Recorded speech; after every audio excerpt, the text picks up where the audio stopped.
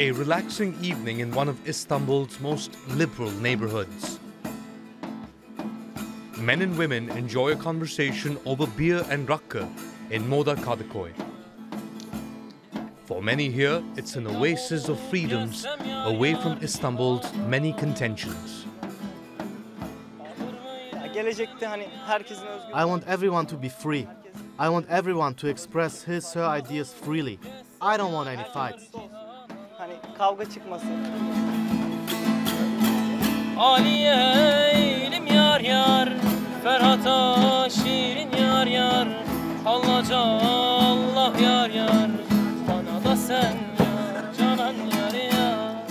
Moda offers a respite for those with liberal leanings during a hotly contested election in which opinions remain divided and so do priorities. In this election, I want welfare, peace, and to practice our music freely. We don't want city police to come here and curse at us and try to take away our instruments.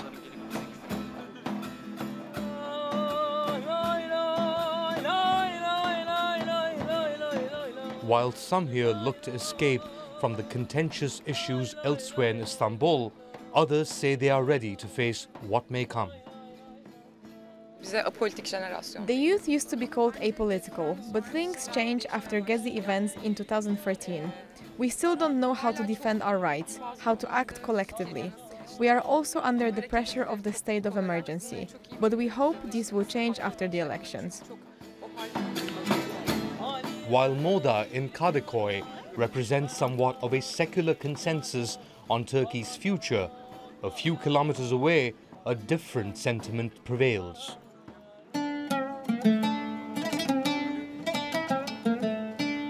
Conservative Fatih offers a sharp contrast to the secular shores of Kadıköy. Fatih has a long history of being a center for religious learning. Its 15th century mosque is still a haven for the faithful escaping injustice elsewhere. Fatih is at the heart of the conservative movement here in Istanbul. In fact, the AK Party has won successive elections here. But this area has also gone through dramatic changes in the past 6 years with the arrival of Syrian entrepreneurs who've set up shop in this area. Mahir escaped Damascus 6 years ago. He says he followed other Syrians to Istanbul's Fatih district because it was considered a safe place for refugees. Our treatment has been very good, especially from our Turkish neighbors. We thank them very much. They don't owe us anything. But not everyone is happy with the arrival of the Syrians. Hakan Birkish says Syrians on the one hand have helped his business by driving up prices, but the cost of doing business has also gone up. When Syrians came here, my shop owner increased the rent from 5,000 to 7,000 lira. When I refused, he forced me out of my shop.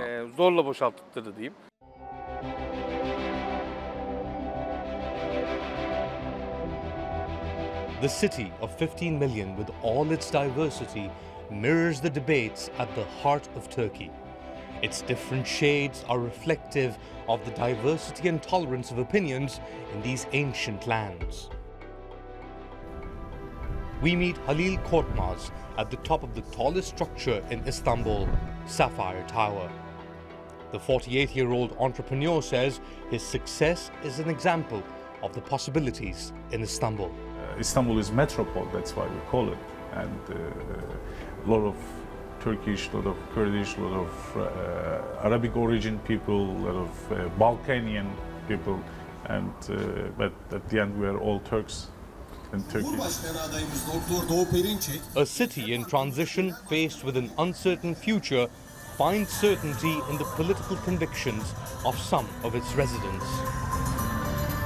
They're dancing to a different tune in the center of Beşiktaş. It's a celebration of democracy as the activists hope to convert potential voters. We expect high votes. We are in the field 24 hours. I'm fighting for rights, human rights and democracy for years. As the campaign heats up, further in at Beşiktaş Fish Market, Cengiz Çimen is set to take a big step. The 34-year-old is soon to be married, and the pressure is making him giddy. There are too many dreams. I want peace, better economy, low unemployment in Turkey. Everybody has a dream. Mine is this. At one of the bars nearby, a casual conversation between friends turns to concerns about the direction of Turkey.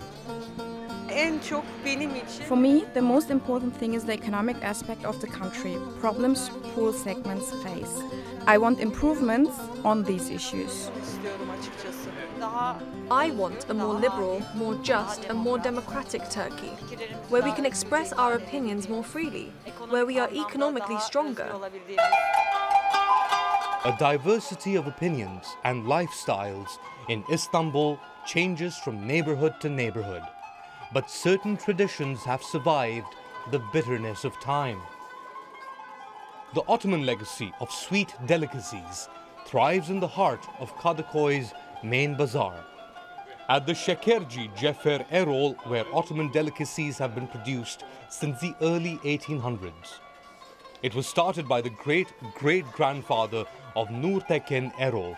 Now in its fourth generation, the Şekerci offers a sweet respite after often sour political debates. There is a peaceful atmosphere. There is no fight like the elections in the past. Everybody can freely express their ideas, and we are showing a good example of democracy. A city divided by a narrow strait that has weathered the rise and fall of empires prepares for another chapter, where the past informs the present and the only certainty for the future is the comfort of having seen it all before.